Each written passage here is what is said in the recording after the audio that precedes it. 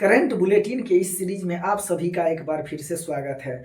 आज हम Iran issue के बारे में डिस्कशन करने वाले हैं। तो पूरा दुनिया का नज़र अभी ईरान पे टिका हुआ है और ऐसा हो भी क्यों ना, क्योंकि नया साल के शुरुआत के साथ ही वहाँ बड़े पैमाना पे प्रदर्शन हुआ और इस प्रदर्शन में 8 और 9 जनवरी को हजारों की संख्या में उसके अपने ही सैनिकों द्वारा वहाँ पे कत्लेआम किया गया, गोलियों से भून दिया गया और सड़क लहूलुहान हो चुका है। तो इन सबों के बीच में पूरा दुनिया का नज़र अब ईरान पे पड़ चुका है।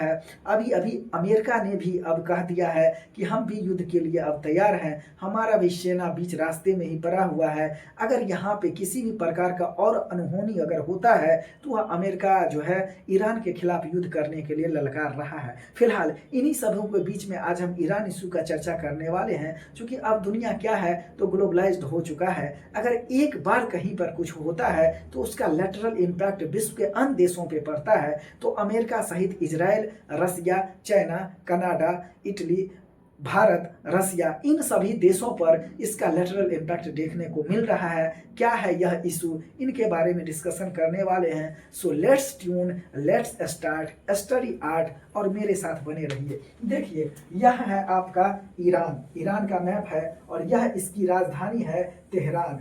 ठीक, तो यह क्या है, यह मिडिल ईस्ट का हिस्सा है, मिडिल ईस्ट का हिस्सा है। अर्थात मिडिल ईस्ट का बात करें तो जितने भी खाड़ी देश हैं वह सभी मिडिल ईस्ट में आते हैं। ठीक, तो ईरान भी एक खाड़ी ही देश है। यहाँ पे एक एक करके क्रोनोलॉजी को हम समझते हैं। देखिए, होता क्या है, 1979 ईस्वी में 1979 में वहाँ पे ईरान में क्रांति होती है, ईरान की राज्य क्रांति होती है। और वहाँ पे जो पहलवी वंश था, उस पहलवी वंश को यह क्या करते हैं, नाश कर देते हैं। और अयतुल्लाह अली खेमनई यह यहाँ का प्रमुख बन जाता है। यही है अयतुल्लाह अली खेमनई, यह यहाँ का प्रमुख बन जाता है। अब जो है ये 80+ वर्ष के हो चुके हैं, कहा जाता है कि ये 82-83 वर्ष के हो चुके हैं। अब जो है यह खेमनई इतना उम्र होने के बावजूद भी मानसिक रूप से स्वस्थ हैं और डिसीजन लेने में यह बड़ों युवा को भी वो फेल कर देते हैं। इसके बारे में मैं थोड़ा बता दूं तो यह लेखक होने के साथ साथ इसको जो है साहित्य से बहुत बड़ा लगाव होता है। तो एक तरफ लेखक है और दूसरे तरफ स्ट्रॉन्ग पर्सनालिटी के आदमी है। यही कारण है कि अमेरिका के विरोध के बावजूद भी इन्होंने अपना परमाणु कार्यक्रम चालू किया, और चालू भी नहीं किया बल्कि सफलतापूर्वक इसको अंजाम देने का काम किया। बहुत ही मजबूत पर्सनालिटी का आदमी है। और इसके बारे में कहा जाता है कि इन्होंने अपना एक सेना भी तैयार कर लिया है, ठीक ना, जिसका नाम है IRGC, Islamic revolutionary guard corps. ठीक, जो ईरान का जो नॉर्मल सेना है, जिसको अर्थस बोला जाता है, यानी कि इस्लामिक कंट्री का जो आर्मी है, ठीक, ईरान का जो आर्मी है वह है। इसके बावजूद इन्होंने इसमें 1.5 लाख से अधिक युवा को शामिल किया है और इसका अपना एक गुप्तचर भी है। ठीक, इसके अलावा हम देखें यहाँ पे तो यह जो सैनिक है यह इसके लिए मर मिटने का काम करता है। ठीक, और साथ ही साथ यह सेना जो है मुखबिरी का भी काम करता है। और अगर कोई इसके रूढ़िवादी के खिलाफ जाता है, इस्लामिक रूढ़िवादी के खिलाफ जाता है, तो उसको वहीं पे भून दिया जाता है, जैसा कि अभी अभी हमको देखने को मिल रहा है। खैर, इसके बाद अगर हम बात करें यहाँ पे तो अयतुल्लाह अली खेमनई जो है वह पहलवी वंश का नाश करने में महत्वपूर्ण योगदान देता है। उसके बाद राज्य का प्रमुख बन जाता है। तो जो 1989 में यहाँ पे राज क्रांति हुई थी, वह जो है 1799 की फ्रांस की क्रांति और 1917 की रूस की बोल्शेविक क्रांति के बाद इस दुनिया में देखने को मिलता है इतना बड़ा राज क्रांति, जिसने पहलवी वंश को ही नाश कर दिया। और ये जो पहलवी वंश था वह ईरान का एक राजवंश था, जिसको नाश करके अयतुल्लाह अली खेमनई यहाँ पे गद्दी पे बैठते हैं। और उस दिन से लेकर के आज तक वह राज्य का प्रमुख बने हुए हैं। कहा जाता है कि इसके पास अकूत दौलत है, जितना एलन मस्क के पास है उसके बराबरी का यहाँ पे इसको दौलत है। साथ ही साथ यहाँ पे हम देखें तो यहाँ पे जो एक और इसके सपोर्ट में IRGC फोर्स है, इस्लामिक रिवॉल्यूशनरी गार्ड कॉर्प्स, इसके सपोर्ट में एक कुड्स फोर्स भी यहाँ पे काम करता है। और इस प्रकार से देखें तो यह कुड्स फोर्स हो गया, फिर IRGC हो गया, इन सबों के बल पे वो वहाँ पे इस्लामिक जो रूढ़िवाद है, इस्लामिक जो कट्टरपंथ है, इसके खिलाफ किसी को बोलने नहीं दिया जाता है। और अगर कोई बोलता है तो उसको सीधे ये हस्र किया जाता है। यहाँ पे देखिए इरफान सुल्तानी नाम का ये लड़का है, ठीक, उम्र अभी 26-27 साल के बीच का है यह। और ये इरफान सुल्तानी महंगाई के खिलाफ यहाँ पे बात करता है। और इस महंगाई के खिलाफ जब ये बोलता है तो उसको अरेस्ट कर लिया जाता है।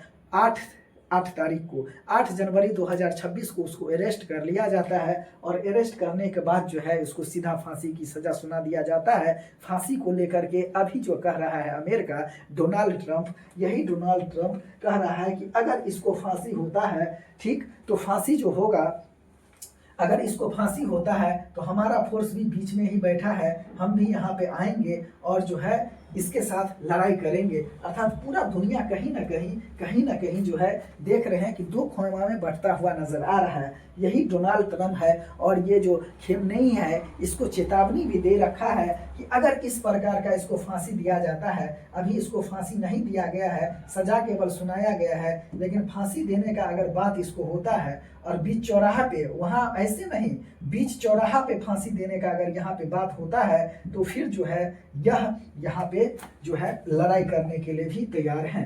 तो ये है इरफान सुल्तानी। और इरफान सुल्तानी को अभी फांसी दिया जाना है। अगर यहाँ पे फांसी दिया जाता है तो पूरा मिडिल ईस्ट फिर एक बार जो है वह कहर की आगोश में आ जाएगा। जैसे ही यहाँ पे 8 या 9 तारीख को विद्रोह होता है कुछ इस प्रकार से, तो पुलिस हरकत में आ जाती है, प्रशासन हरकत में आ जाती है। और यहाँ पे जो है वो क्या करता है, लाश ही लाश बिछा देता है। पूरा चक्का भी जाम होता है, फिगर के माध्यम से आप देख सकते हैं। और जैसे ही ये चक्का जाम होता है प्रशासन हरकत में आती है। और प्रशासन हरकत में आने के बाद से यह यहाँ पे लाश ही लाश बिछा देता है।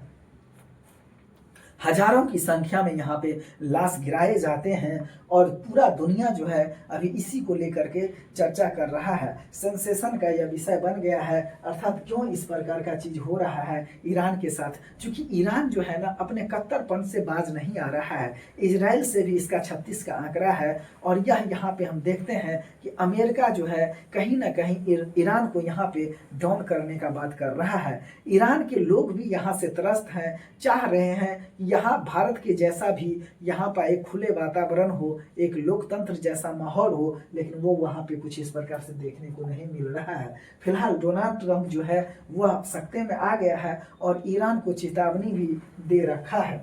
इसके बाद हम यहाँ पे बात करें ये डोनाल्ड ट्रंप, तो डोनाल्ड ट्रंप जो है वह मिडिल ईस्ट में अपना प्रभुत्व बढ़ाने का प्रयास कर रहा है। अगर यहाँ पे प्रभुत्व इसका बन जाता है तो बहुत सारा इसको इकोनॉमिकल एडवांटेज मिलने वाला है। ठीक, अब देखिएगा भारत में इसको लेकर के भी कारगिल का क्षेत्र है। कारगिल के क्षेत्र में हम क्या देखते हैं, तो कारगिल के क्षेत्र में Donald Trump go to hell का यह नारा दिया जा रहा है। क्योंकि यहाँ के जो लद्दाख के कारगिल इलाका का जो मुसलमान है वह जो है खेमनेई के सपोर्ट में है, ईरान के सपोर्ट में है। तो इस तरह से देखें तो भारत में भी इसको लेकर के यह कारगिल का ही क्षेत्र है, कारगिल का ही क्षेत्र है। और इस कारगिल के क्षेत्र में जो है यह यहाँ पे ईरान के सपोर्ट में यहाँ के मुसलमान देखने को मिल रहा है। तो आने वाला वक्त ही तय करेगा, इधर इसको यहाँ पे फांसी दिया जाता है या फिर इसको छोड़ दिया जाता है। ठीक, तो जो इरफान है अगर इसको फांसी यहाँ पे मिल जाता है फिर देखने वाला विषय होगा कि दुनिया का दशा और दिशा क्या होगा। क्योंकि वर्ल्ड वार एक दिन का घटना नहीं है, यह निरंतर रूप से पहले सुलगता है और एक ही बार अचानक से घटना घटित हो जाती है। तो ये तो वक्त तय करेगा। जो यहाँ पे इरफान सुल्तानी है, इरफान सुल्तानी को फांसी दिया जाता है या फिर किस मुद्दा पे जा कर के बात जो है वो एंड होगा, हम और भी आपको इस बारे में रूबरू कराते रहेंगे। Stay tuned, study art. Thank you.